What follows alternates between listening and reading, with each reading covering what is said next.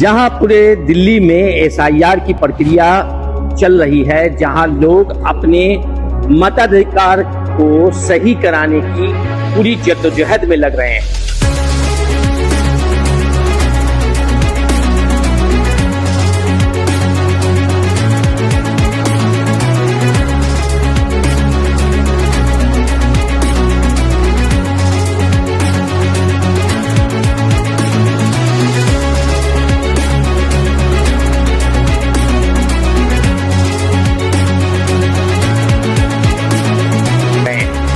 वहीं इस पूरे प्रकरण में बहुत सारी बातों का उभर के सामने आना कहीं ना कहीं ये बात दिखाता है कि लोगों के अंदर कितने बातों को लेकर के कंफ्यूजन है, परेशानी है। फिलहाल इसी परेशानी को देखते हुए यहां ओखला विधानसभा के विधायक अमानतुल्लाह खां का यह दावा है कि एसआईआर के दौरान ही यहां के मुस्लिम बहुल इलाके से 20,000 से ज्यादा या उससे समथिंग 20,000 लोगों का नाम जो है एसआईआर से काट दिया गया है।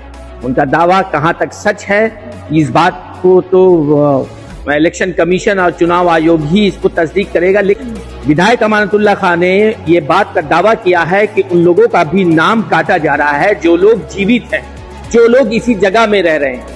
तो ये दावा कहां तक सच है, लेकिन अगर जो वीडियोस और जो उनकी बातें हैं, जो उनके तर्क हैं, उनको देखने के बाद ये लगता है कि कहीं ना कहीं चुनाव आयोग को इस बात का जवाब देना पड़ेगा।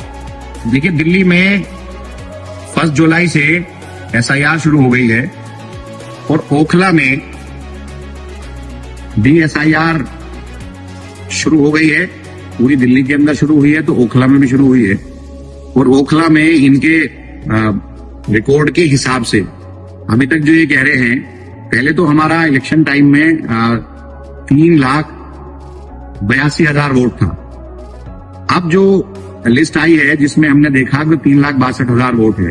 मैंने अभी पूछा कि भाई ये 20,000 वोट कहाँ चले गए, कैसे कट गए, इलेक्शन से अब तक 20,000 कैसे कटे। तो उन्होंने बताया कि भाई कुछ लोग शिफ्ट हो गए या किसी की डेथ हो गई।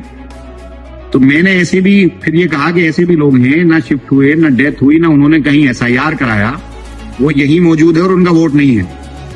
तो मैंने कहा ऐसा डेटा, तो उन्होंने कहा कि आप ऐसा डेटा कलेक्ट कर लीजिए। तो मैं ऐसे लोग जिनका वोट अभी 2025 में था और अब कट गया, तो वो हमें अपनी डिटेल, अपना वोटर आईडी मेरे दोनों ऑफिस में से, शाहीन बाग या बटला हाउस में से जमा कर दें।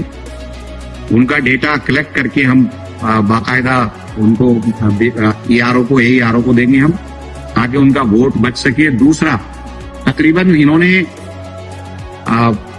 74% अभी तक यहाँ फॉर्म तकसीम किए हैं, यानी कि 2,62,000 के आसपास इन्होंने फॉर्म तकसीम किए हैं। जमा सिर्फ जो है 14,000 फॉर्म सबमिट हुआ है और जो वेरीफाई हुआ है उसमें से 8,700 वेरीफाई हुआ है।